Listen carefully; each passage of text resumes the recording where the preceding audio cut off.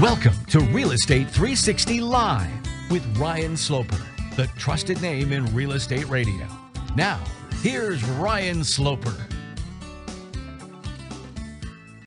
Welcome back, everyone, to another episode of Real Estate 360 Live. I'm your host, Ryan Sloper. For those of you not familiar with the podcast, my guest and I will cover all angles of real estate, from interest rates to the economy to what's happening in Washington, the Federal Reserve, anything that affects you and your real estate decisions here. We will be covering a lot of the bigger picture items here, the economics, the Federal Reserve, interest rates, what's driving interest rates, what's taking place overseas, oil, retail sales, all these different things that many real estate analysts don't tend to talk about on TV, but do play a major role in the overall real estate market. As we've noted for some time now, that real estate's kind of gone to the back burners as far as most of the media is concerned, because there's really not much to talk about.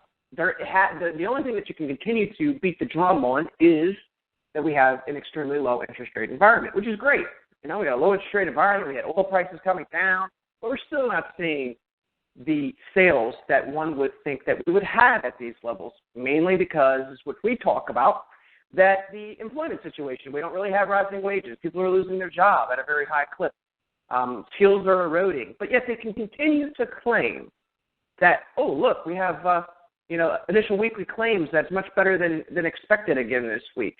That's like 4 weeks in a row, and it's the best since 1973. So all is well. Once again, I don't think that this could be further from the truth, but this is what's pushed out there. We'll jump into, that report, that initial weekly claims in this show. If you haven't already done so, please share the podcast on iTunes. You can subscribe. You can also leave comments there. If you search in the iTunes search bar Real Estate 360, you can find the show right there, download it right to your device, or if you just want to listen via the internet, you can go to realestate360live.com and you can stream the show right from the website.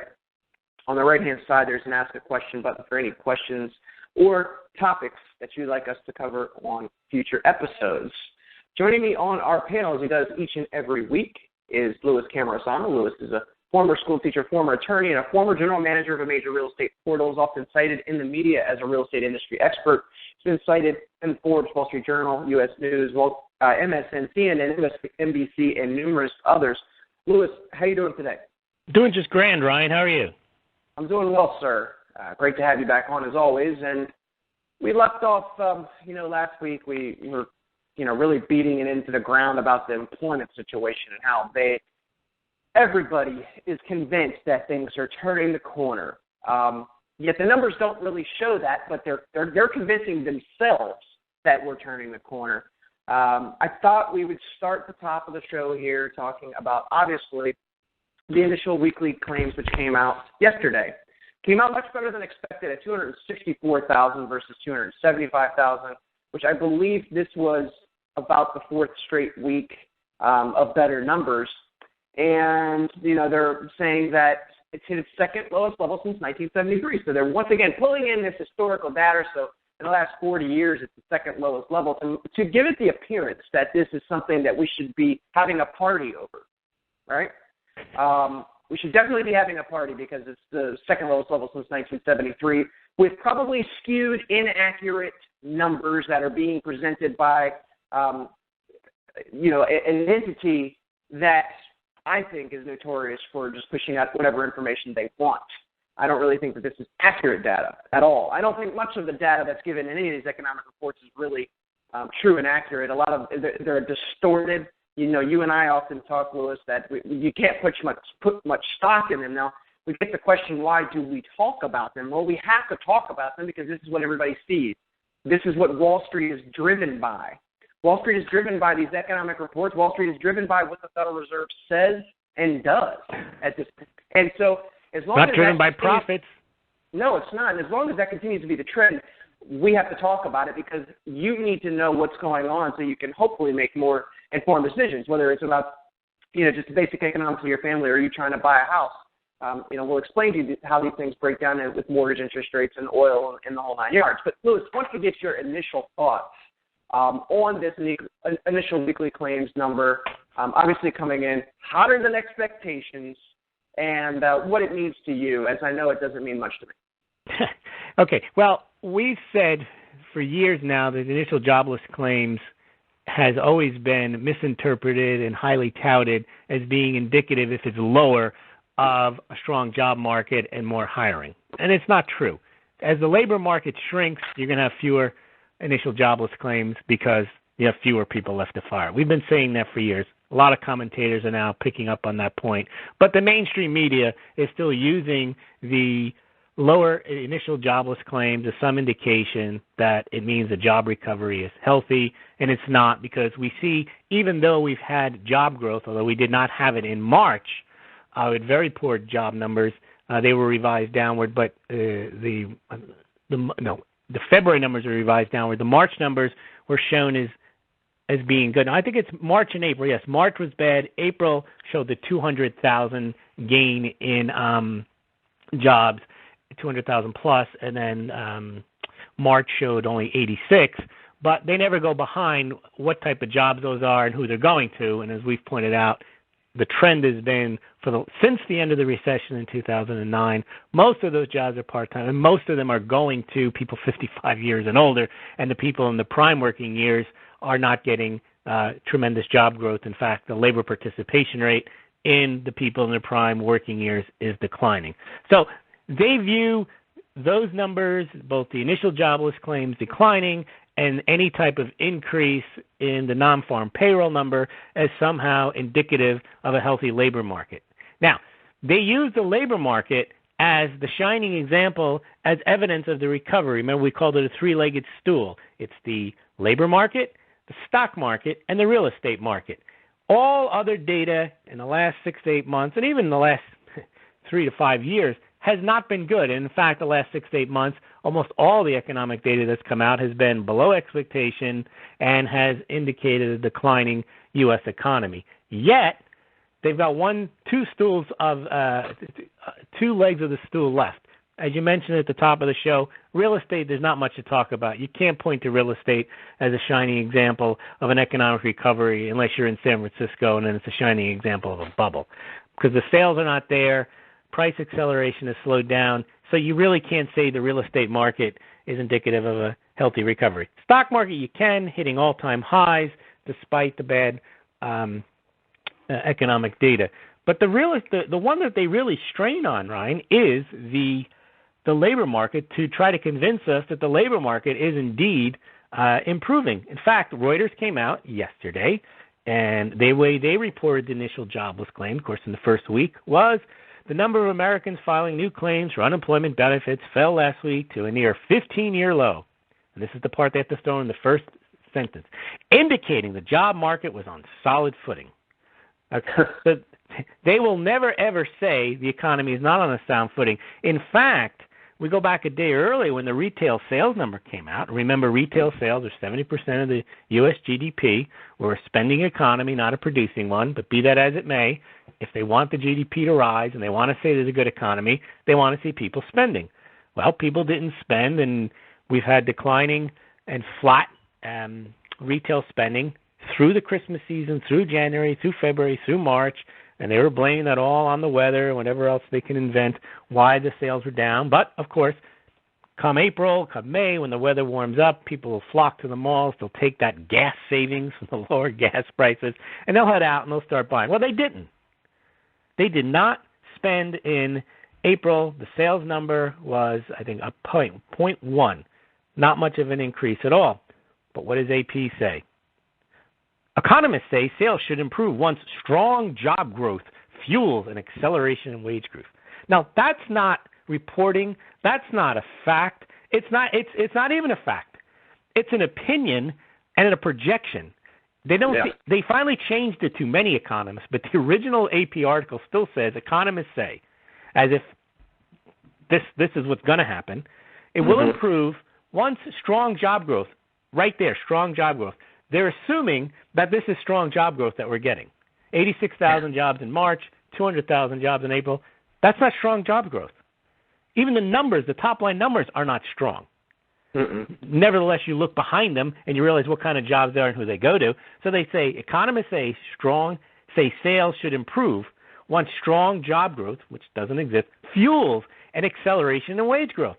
So then they're assuming that this job growth non-existent job growth that we have is going to accelerate wage growth, which there's no indication that wages are going to go higher other than mandated by increases in minimum wage laws, that wage growth from the non-existent job growth will translate into sales growth. Now, that's fantasy, but yet that is how they portray the story. They give the bad news. They say, below expectations, not a good number, can't even blame the weather, but of course they mention in the paragraph that the first 3 months we can blame the weather, so indicating that maybe April is a blip. They didn't go that far as to say it was a blip, an outlier.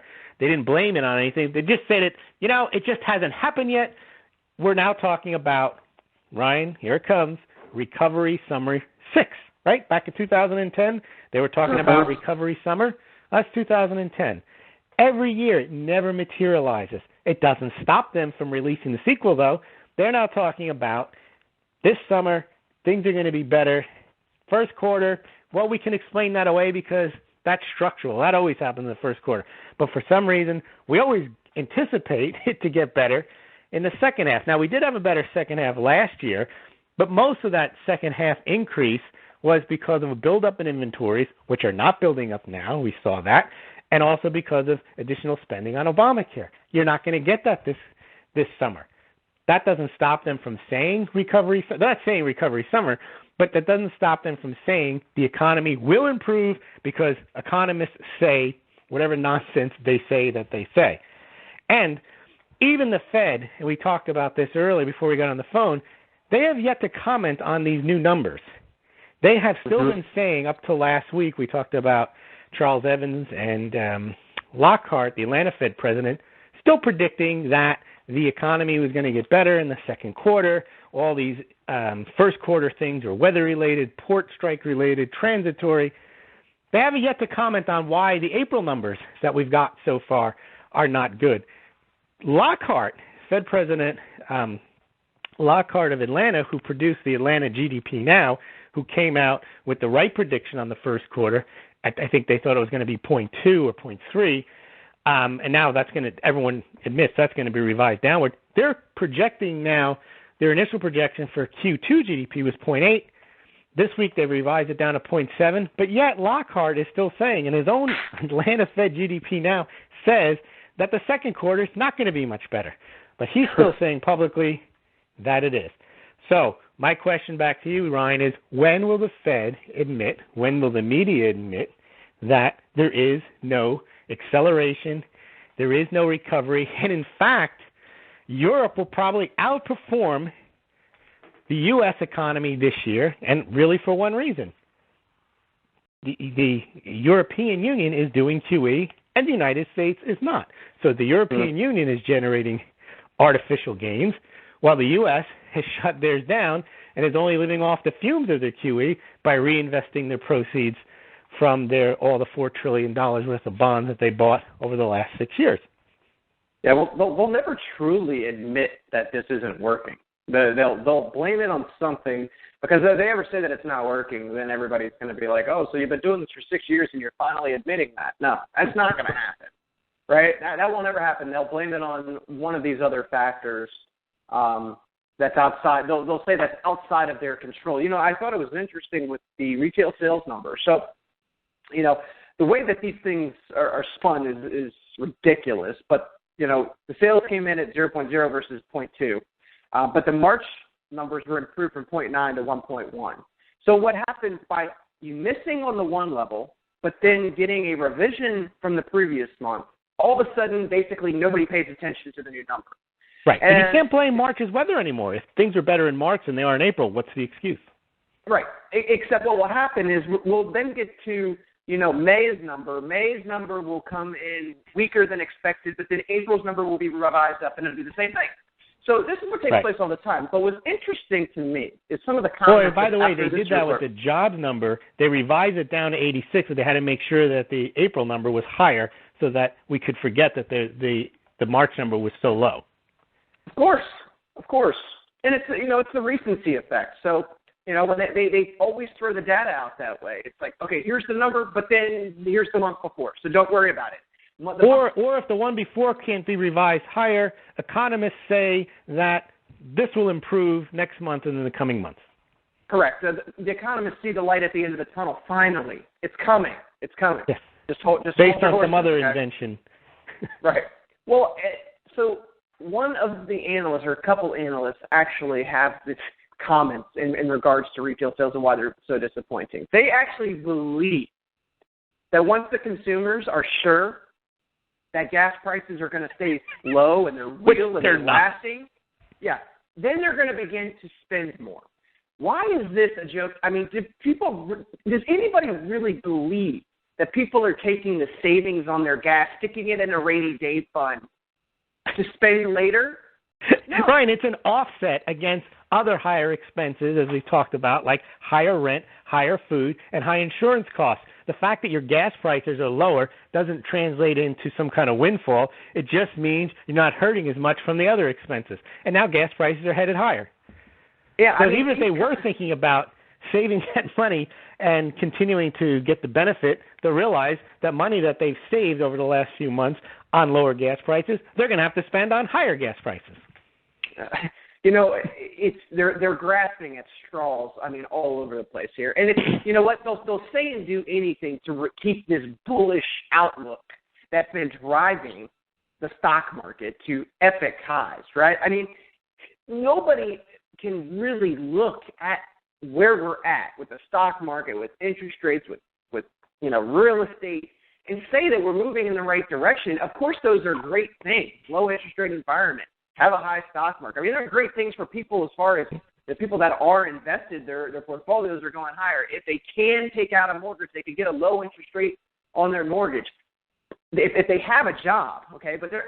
But for all of these components to come together, how many people? Let's just think about it this way, Louis. How many people do you know that have a stable job for the last 10 plus years, making over $150,000 a year, who have 20% down payment saved up, who have a $1 million portfolio of retirement accounts that's set up through their employer, also has a separate stock account with another $500,000, also has a rainy day fund, a savings account, another $50,000, $100,000. No.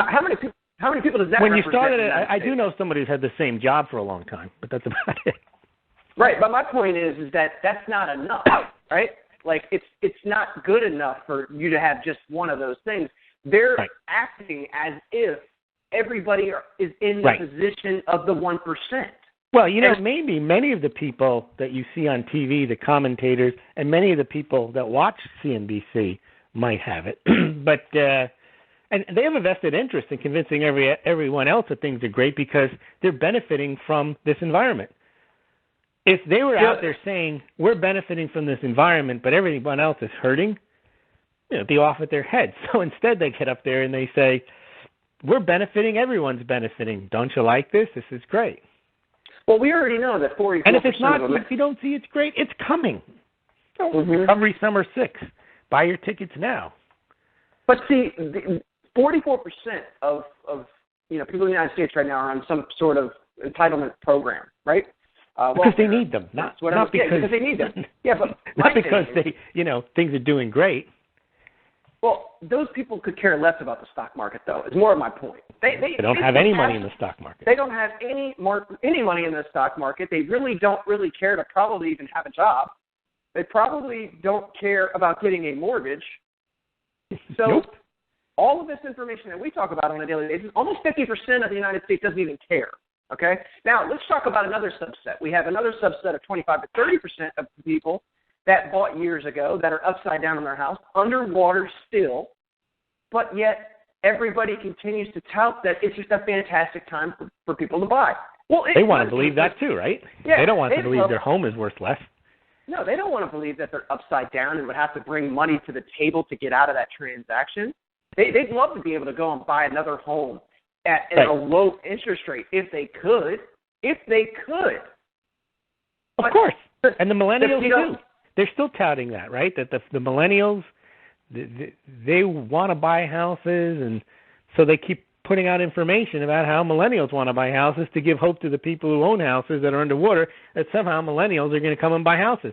Millennials do probably want to buy houses. They want to be rock stars. They want to be movie stars. But as you point out constantly, they have to have the means. The economy isn't giving them the means. The economy is giving them more school, more student loan debt, fewer opportunities. Well, and you brought up a point earlier, too, about, what they can do, forcing, wage growth by basically, instituting a higher minimum wage. But ultimately, what would that do? That would basically take employers and they'd look at that and say, well, I'm not going to pay somebody that kind of money. I'm just going to start lopping off more employees. So or building robots. But that also, minimum wage workers are not the ones who are going to fuel a housing market or continue to fuel the stock market bubble. It's just going to help them pay for gas. It's going to help them pay for the necessities. That's all. But the government has entitled people to believing that they're worth more than what they're worth. And the market basically should dictate what somebody's worth based upon your skills and your effort and you know what I mean? Why are we worried about the minimum wage? I mean, the fact that Rick Santorum did you see that he came out? He's a Republican. He's supposedly a free market party guy. And he says it's not just Democrats that care, so he supports the minimum wage. Mm-hmm. It's become a meme that somehow there's a thing called a government set minimum wage that needs to be met. Well, who really? I mean, does anybody it's set by politicians, and they've decided it's $15 everywhere in the country for any type of minimum wage job. And think about it. There's a variety of minimum wage jobs now. They range from more skill to almost no skill, but yet they're all worth $15. How does that happen? You got me. But that if we move in that direction, people will be even more bitter because there will be, like as you mentioned, a lot less human jobs. It'll be more robots doing the work of humans, and I've never understood because if somebody nobody has to settle for minimum wage, right? You may start with minimum wage if that's the only job you can get. But where we're at now is, and we talked about this last episode, is that millennials believe, because they've been brainwashed into believing that they've been to school now for 18, 20 years, that they are above minimum wage. Correct. And that when they or the types of jobs that pay minimum wage. Of course, if they can't get their $60,000 or $70,000 entry level job, they're not going to go and take a minimum wage job at or if they do, McDonald's. They're going to say, look, you want me to work at Starbucks and draw on coffee cups, minimum wage isn't cut. I need to get paid more because I have a college degree. And the Starbucks, as progressive as they are, still has a cost structure. And they're going to say, no, we just need to pay X amount for you to draw on the coffee cup and hand out coffee to people. We can't pay you more for your education. Unless they're going to start having people, I know they dropped that whole initiative, let's have a discussion about race, but there's an option. If they wanted to pay people more, they might want to have people with more training, and they might have to pay more to ask a barista to have an intelligent discussion. And therefore, they'd have to pay that person more. Because why, if you're making minimum wage, if all you're doing is slinging coffee and handing it out, you may not want to be bothered having these discussions. Well, and what's interesting about that you just brought up is that that's somebody coming in from college that couldn't find a job somewhere else that now wants to be a barista. They're bitter when they go into that Starbucks and they see that there's a manager that's behind the counter that only has a high school level education but's been working at Starbucks for 10 years.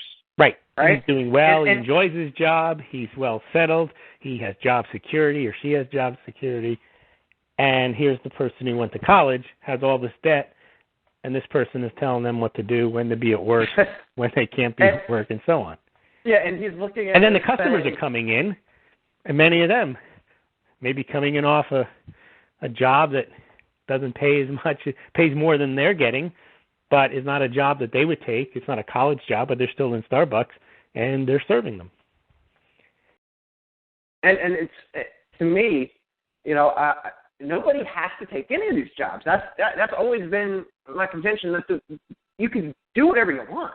You don't have to settle. You can go. Wage, you can but get if you don't relief want to too. settle, yeah. Well, but you can get relief from the government. They'll give you whatever assistance that you want, or you can be proactive, more productive, increase your skill set, which may require you going to a library, maybe going to the internet, the free resources that are out there to basically increase your skills more than the next guy, right? But Brian, if the skills are not required for the minimum wage job, then gaining those skills doesn't help you either get that job or even do better at that job. So that's where the real issue is there's no real opportunity in the economy, and therefore people have to go take a minimum wage job.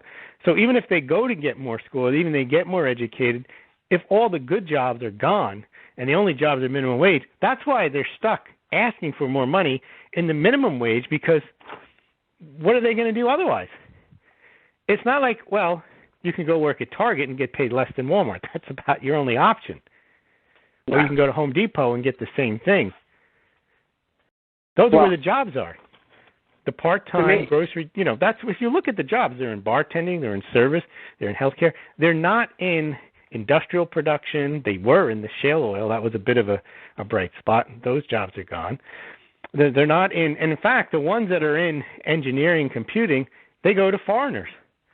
Because for whatever reason, while we may have more people going to college than ever, they're not taking those rigorous courses that can get you those types of jobs, the engineering jobs. And why is it that Silicon Valley has to beg the government to get more visas, to get more Indians into the country to do coding? Well, we don't have enough people in the United States that can do that stuff? Well, it's a four-letter word that nobody likes. It's called work, Lewis. Nobody wants to really do that. And you know what? The other four-letter word that goes hand in hand with a majority of our country right now is L-A-Z-Y, lazy, right? Because it starts at the top. This lazy culture and mentality it starts at the top and it trickles on down, and that's exactly what's happening. You know what the top is, Ryan? The top is now that financial services are what make the most money, and they don't have to work hard. They just have to be on the right side of a trade, and they can always be on the right side of the trade if they rig the markets. And if they're wrong, they get bailed out. So it's easy money. So people see people in banking. Most of them are not there as a result of hard work. They're there as a result of privilege. Once you have that privilege license, then you make a fortune. It's almost like what you want to see happen is like Uber disrupting the taxi economy, in that, not that taxi drivers made an enormous amount of money, but the point was they had a licensed monopoly where once you had that medallion in that cab, you're pretty much assured you were going to make money. You could be rude to your customers. It didn't matter. Uber comes along, undercuts them, disintermediates that system. It's the same with banking. I guess that's what the whole Bitcoin craze is about, that if something can come in and disintermediate the flows of capital, crowdfunding and things like that, then the bankers won't have that easy ride anymore. But until that happens, that's where the money is in the United States. The financial services sector is the one that has increased dramatically over the last 30 years. And the way the banks make the money, the financial sector, is not by raising capital and bringing great companies to market. It's by trading. Well, and the irony behind that is those financial companies, the banks that are trading and making all that money, when businesses go and try to get business loans from those banks and they're like, oh, you're not making that kind of money. Well, it's because I'm not able to leverage everybody else's money and invest it in the stock market. Correct. Right? I mean, it's a joke. They're not actually being productive. I'm glad you brought that up. They're making money by default because they are assumed that not superior acumen or insight or hard work. No, it's the least risky place for somebody to potentially put their money because they feel like it's insured by the FDIC, that they don't have to worry about their money being stolen away from them. So they take that money, go play with it in the stock markets, which they know they're covered because the Fed's right there to backstop everything that they've done or will do in the future.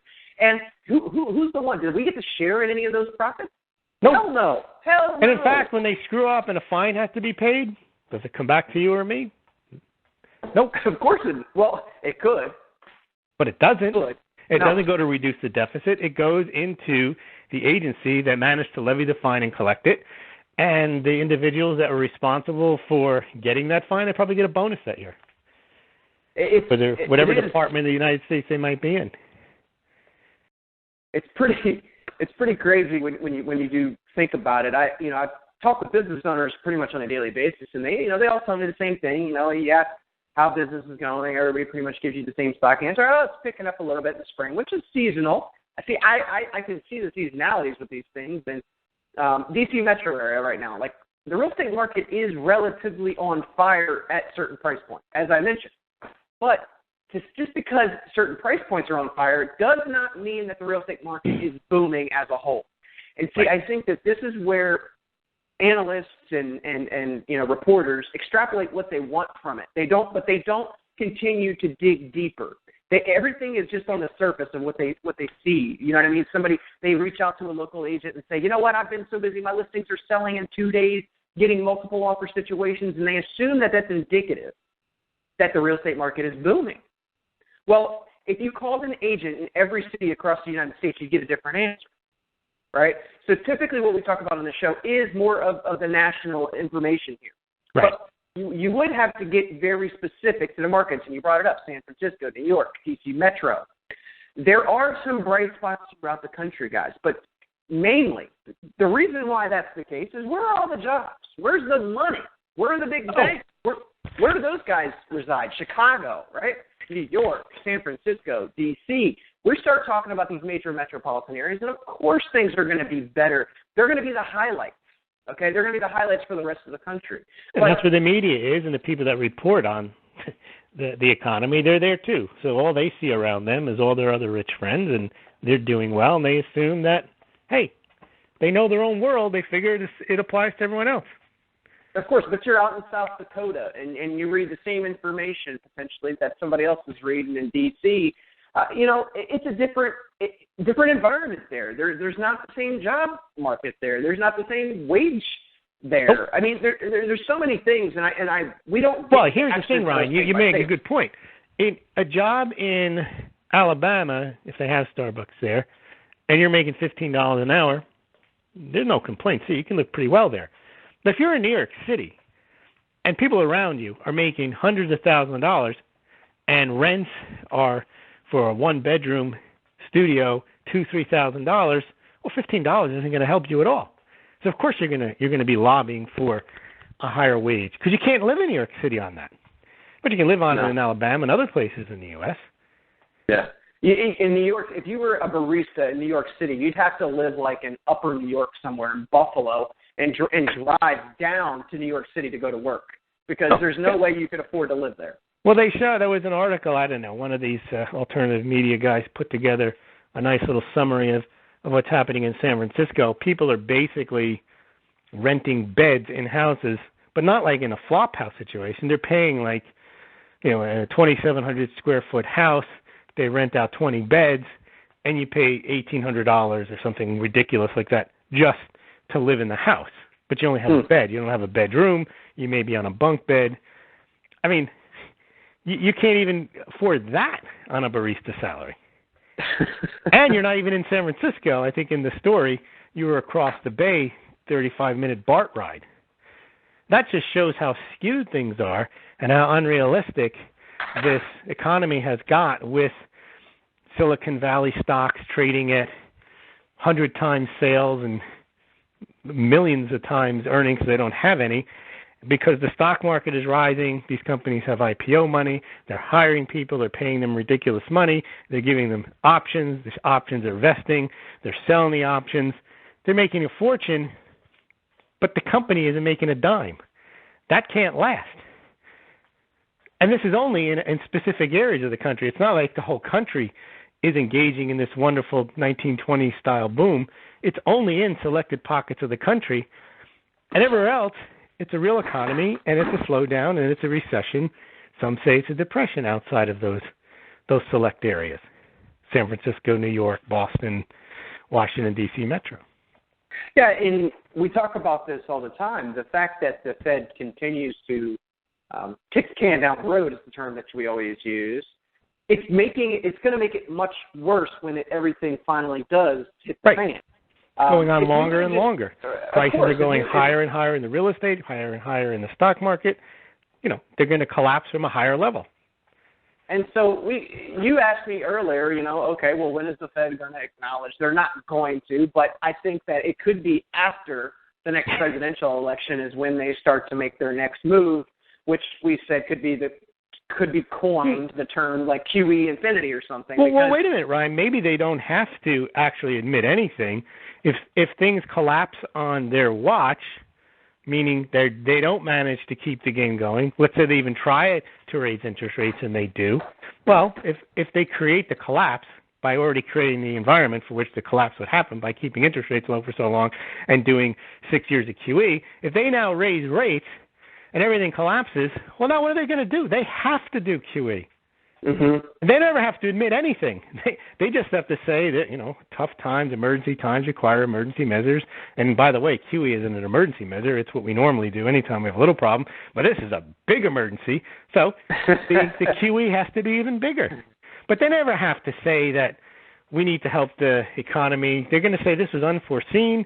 Things are going well. All you have to do is go back and look at 4 or 5 years worth of Reuters, AP, and Bloomberg reports. The economy was getting better. The employment market was strong. Real estate market, everything was strong. And then look at this. How'd this happen? How'd this collapse happen? Yeah. Unforeseen.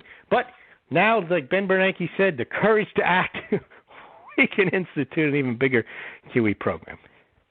Yeah, or infrastructure program. By the way, we talked about this, and I thought it would be a bridge collapse that they would all jump up and down on to claim that we need to invest in infrastructure. The tragedy with the Amtrack train apparently was caused because the driver was going twice the speed as he should have around a corner, and there's also a special device that they had invested in that would have prevented this human error, and it wasn't turned on.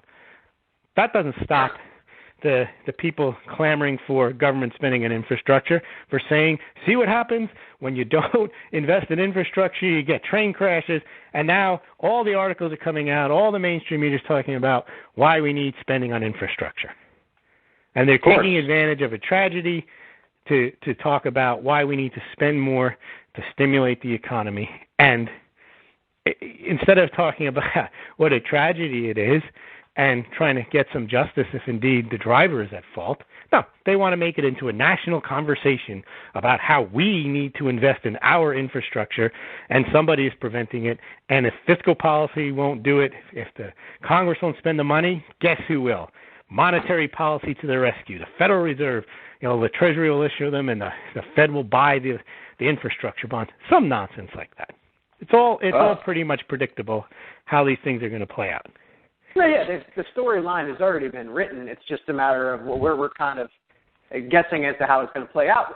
I must say, Lewis, we've been somewhat correct as to watching how all this stuff has played out for the last 6 years. A couple times we guessed a little wrong, but I think for the most part it is very predictable.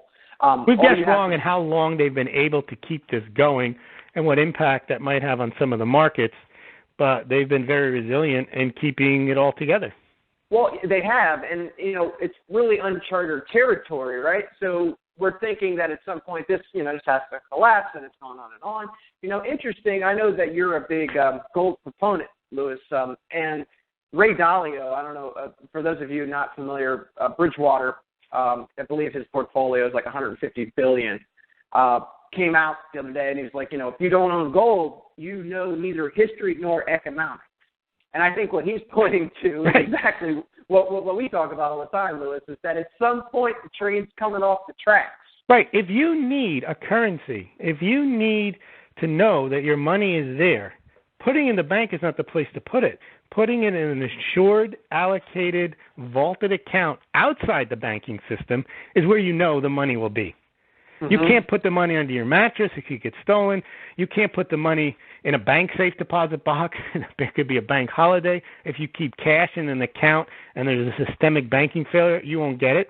But if you have your percentage, as he says, of your portfolio, no matter how big it is, in an allocated, vaulted, insured account outside the banking system where you can go there, then you still have your money. That's not to say that you should put all your money in that, but he's right. If you have any money, extra money, if you don't have any extra money, it's irrelevant. If you have any extra money and cash, you'd be foolish to have that in a bank account. The only money you should keep in a bank account is that which you need to pay your expenses. If somehow you're lucky enough to have more, then you should have it elsewhere. Right. Now, you say vaulted insured accounts. Can you explain to sure. maybe the person out there that's unsure about that and they just sure. Now, this isn't investment advice. I'm just explaining what is available out there people buy gold, people buy silver, and one way to buy it is to buy it and have a third-party, non-banking entity hold it, vault it, and insure it. And there's a number of them. They're in Switzerland. They're in the United States. There's Brinks. There's VII. There's a lot of Swiss companies, Singapore companies, companies in London. You can do it domestically through the Delaware Depository Trust Company. I think normally you have to go through a broker who will put you in touch with these companies, and then they will issue to you a certificate saying you've bought 2 ounces of gold. It's these 2 pieces with whatever they are, and it's vaulted in your name in this particular facility. Some of them allow you to go there and get it. Others make you, because it's a secure facility, don't allow you in there. And then if you want it, you have to have it sent to you, or your broker can arrange for the trade to be made, and you can get your cash. But in a crisis where the banking system slows down, you want to have access to some money to get you through while they put the banking system back up. Cash in the banking system, could be taken through a bail-in.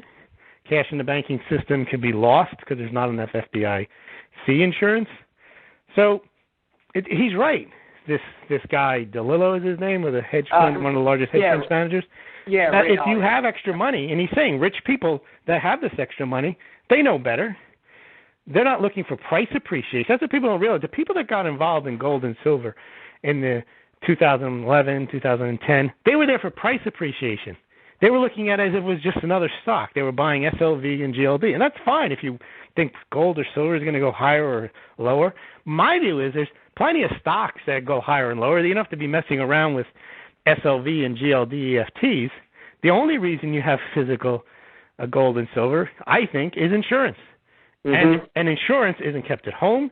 Insurance is, you keep your insurance in a policy that's outside of where the risk is, and the risk is in the banking system. Right. That makes a lot of sense. And I think, when we talk about gold and silver, I think, as you mentioned, that it's kind of a moot point if people don't have extra money, right? Right. But for those people that, are just have money sitting over in a savings account or a CD that's making, not even 1%. Yeah, what you're saying is that, this is one of the best ways that you can protect yourself if the banking system collapses, because all the money is in there and then it just disappears. You have nothing tangible at all. And the argument isn't, well, you put that money there and the stock market went up. That's not what you're supposed to do. You're not supposed to put all your money there, because if the stock market goes up, that's correct. You missed out on those gains. But we're talking about people, he's right. If you have the type of money where you actually have extra money, it shouldn't all be in the stock market. It shouldn't all be in the bank, and it shouldn't all be in gold or silver. But all he's saying is proper portfolio hedging risk would be, if you're going to be involved in an area of risk, like the stock market, even covering shorts and puts and all the other things you do to hedge your risk, it's still in the stock market. If there's an issue with the stock market, you're going to lose no matter what you've hedged. If it's in the banking system, it doesn't matter how safe your bank is or what type of CD you have or whether it's a money. It doesn't matter. If the bank goes under and the banking system goes under, you're done. And all he was saying was, if you have it outside the banking system and you have gold, it's universally recognized as having value, and you've just protected yourself. And he's also pointing out, he didn't say all this, but over the course of time, these things happen, they're inevitable, and gold endures as a store of value. That's all it is. It's not one of these gold sales pitches to go out and buy gold coins and they're going to go to the moon. It's going to be 10,000. It's really just insurance. Well, and that's also why the Federal There's no Reserve liability. In other words, gold is nobody else's liability. You don't have to worry that they're going to default. Gold doesn't default. It just sits there. Well, and would you agree that the reason why the Fed doesn't spend too much time recognizing gold and silver is because they know that... Got nothing to do with them. Well, it makes sense for people to actually buy gold and silver, but they don't want to tell people that, because that would be like this where people are getting scared all of a sudden. No, you want to put your money in silver and gold. Why do you want to do that? That would mean that they think there's a failure. And Bernanke said, when Ron Paul asked him, why do people hold? He didn't even ask Bernanke why people held gold. He asked Bernanke why people does he care about gold? And he said that people care about gold because they're concerned about tail risk, bad events, and so on, and then went on to say, but we don't have any bad risk, so basically don't bother with gold. But then he said, Ron Paul pressed him further and said, why do banks hold it? And he said tradition. He really couldn't admit the reason why they hold it. But then we saw Alan Greenspan come out, 2 or 3 months ago, and he basically said, oh, sure, you need to have gold, and it's going to rise immeasurably. Now, why would it rise immeasurably? It's not going to rise immeasurably on supply and demand. He's pointing out that he knows that the massive amounts of debt that we have in the entire system, not just the United States, but in Japan and in China, in the European Union, are unsustainable, and eventually there'll be a crash, a collapse, and inevitably it will impact the banking system. Right. And it won't impact the gold. Gold's not relying on somebody not being able to pay. Well, and not just that too. We talked about the dollar and it being the reserve currency, right? And we said the threat that is there if it ever is not the reserve currency. If ever, Ryan, in the SDR bucket, it gets reduced. If more people use the yuan or other currencies other than the dollar, and that's happening. It doesn't even have to lose its reserve status. Well, and we will see that gold will become a lot more valuable over time. Right. And whether it's part of the system or not part of the system, it will be. Yeah, and if they use it to prop up the system, then it'll be more valuable. If they don't use it to prop up the system, it'll be more valuable, but people will say, wait a minute, how are you propping up the system with nothing behind it? Well, and I think it's important because everybody's like, a lot of these guys like Ray Dalio, or these hedge fund managers, they have ulterior motives, right? Like they say things, Warren Buffett, all of the big guys, right? They say things, but some people are thinking like, they're saying that because they want you to buy into their portfolio or whatever it might be. But you know what? When they say things that make sense, like, if you don't own gold, neither history nor economics. See, that makes sense because, when you look back and you look at the history and you look at the economics behind gold and silver and how they've been here forever, right? There's never been one fiat currency that hasn't become extinct at some point, okay? We know that that's the history. Right. We know that gold and silver are not going anywhere. They're tangible. You can touch them. The dollar, it will be gone one day. It will. Yes. That's not hyperbole. That's a fact. We do have banking crises. We had them in 1906. You just go through every certain number of years. There's a banking crisis. There's a hyperinflation somewhere. Just because it hasn't happened in the United States for 45, 46 years, they haven't changed the monetary system, doesn't mean that it's going to last forever. No, it's not. Definitely not going to last forever. We've already been 6 years into this crap, and it's not getting better. Outside of the high stock market, there isn't anything. Of course, the rich have gotten richer, but as you pointed out earlier in the show, that's most of them are tied into the banking system, to the hedge funds, the access to capital, to free capital for guys in the financial industry that can sit back in their chair, kick their feet up, and make money day in and day out without doing anything productive. And they make money on both ends. They can also buy real estate. They can buy art. They can buy gold. They're not just tied into. It's funny is they have a vested interest because most of their money is in the banking system, but they don't have all their money in the banking system. They have it on their walls in their houses in the form of art. They have diamonds. They have gold. They have silver. In fact, they even have, I read, private vaults, which basically they build their own $1 million vault and their own guard. Because, what I mentioned about private allocated insured vaulted accounts, there is even a risk there. You put your small amount in Brinks, and Brinks goes under. Sure, the money's it's still yours, but good luck trying to get it if Brinks is bankrupt. The title may reside in you, but how are you going to get it? It's going to take you a while. Well, so really, the only way you can protect yourself, and it's kind of a catch-22, is by being really rich or by having nothing. Because if you're really rich, then you can hire private security firms. You can build vaults in the mountains and so on. But so everything is a risk. There's no way to avoid a risk. But one thing about the gold thing that he's talking about is it at least de-risks the banking system failure. There's other risks, but you've at least eliminated that one, which is an obvious risk. Right. Well, one could actually argue that a lot of the rich's personal wealth has now been spread out like all over the place. Like you said, art. I mean, have you seen art prices, Lewis? They're going through the roof. But it's not like the average Joe is actually we're not buying trading the art. No, right. It's rich. The rich are trading art with the rich. That's what's happening. And so you have that going on. So Ryan, which Picasso did you buy this week? I can't tell you. It's in one of my vaults. And, between fine art and gold and silver and any of the other things, collectibles, jewelry, all the different things that they can protect themselves against, they don't have to worry about whether the market crashes or not. When you hear the rich are buying up real estate all over the world, because guess what, guys? These are things that are tangible. They understand this. When the banking system crashes to the ground, they still have hard assets. Correct. They can then, when the banking system builds back up, they can convert those assets into whatever cash they want to put back into the banking system and get back in on the ground floor as it goes up again. That's what Buffett did. Yep. And what will 2008, the market crashed. He had to put there. Government said, "Oh no, you're okay," and now he's rich again. Had he been allowed to fail, people would be talking about Warren Buffett, former one of the richest people in the world, former this and former that. Instead, now he's retained his title. So government help, also having government contact is another insurance that the average person can't get. You got that right. That's another form of risk insurance, because if the banking system goes under, it's not like the bankers lose, the bank itself loses.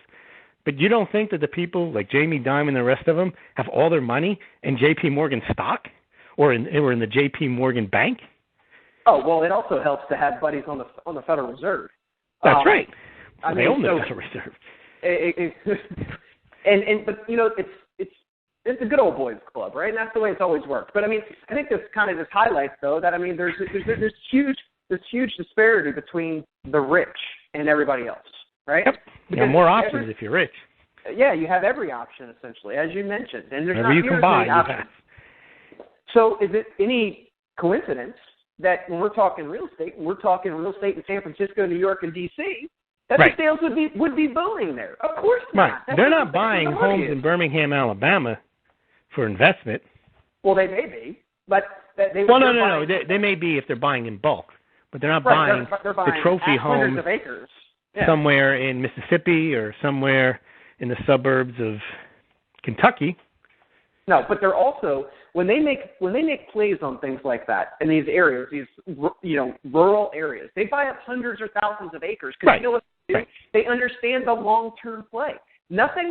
Everything they do is very calculated. So they can say, 100 years from now, this property value will 10 times.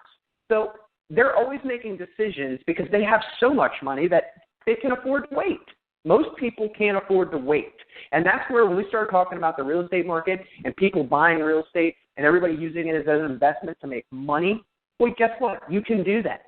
Do you have the power, though, the capital behind you to be able to withstand the ups and downs? Most people don't. Of course not. They need to be able to make money within the next 2 years. So guess what happens? They make a rational decision, and then the world comes toppling down on them. And they have no insurance against that event. Absolutely. So you're all in on real estate, right? You don't have anything else. You don't have gold and silver. You don't have art. You don't have all these other protections. And that's why it's very difficult. And that's why the average person out there feels it's very difficult to get ahead. You have enough problems just meeting your bills at the end of the month. What are we doing talking about art? That's the only thing that the average person can buy. You can't even buy gold, and it's $1,200. Now you can, but you can accumulate silver. But then even then, the cost of storage is very high. Mm-hmm. If you're buying a coin or two a month, you're saving $50 a month. A good percentage of that goes towards your insurance and your facilities costs. But there are programs out there that allow you to do that. Yeah, but if somebody was going to probably start out and need some basic protection, obviously we're not giving financial advice here, but this is more of our opinion, Lewis. We both agree that silver would be a good place, Sure. Because you can buy a roll of 20 coins for $300 or $400 and have them stored. Yeah. And then if you accumulate them, your storage cost becomes less on a percentage basis. And by the way, the Empire Fed came out and it was the 3.1 instead of expectation of 5. So not very strong at all. What's new? Lackluster as usual, but industrial production comes out later in the day, and if that's bad, they'll have excuses on that one too. Yeah, but it's par for the course, I would imagine at this point. We're up on the end of the show, Louis. I'm glad we got to jump into a little bit of gold and silver. Would you mind giving our listeners your blog so they can check out? You tend to have a lot of blog posts about gold and silver, and where people can go to stay up to date on that. Oh, sure. Smallgold.com, SMAULGLD.com, as Ryan mentioned. Gold and silver analysis, Federal Reserve analysis, and analysis on the real estate market. So please check it out. Thanks, Louis. Appreciate it. Thanks, Ryan. Thanks, guys, for tuning in. We'll be back again next week. If you have any questions, you can always reach out to us on the website, realestate360live.com. On the right-hand side, there's an Ask a Question button. Any remarks, comments you have, you can leave them there. Also, you can subscribe to the podcast on iTunes at Real Estate 360. Until next time, take care.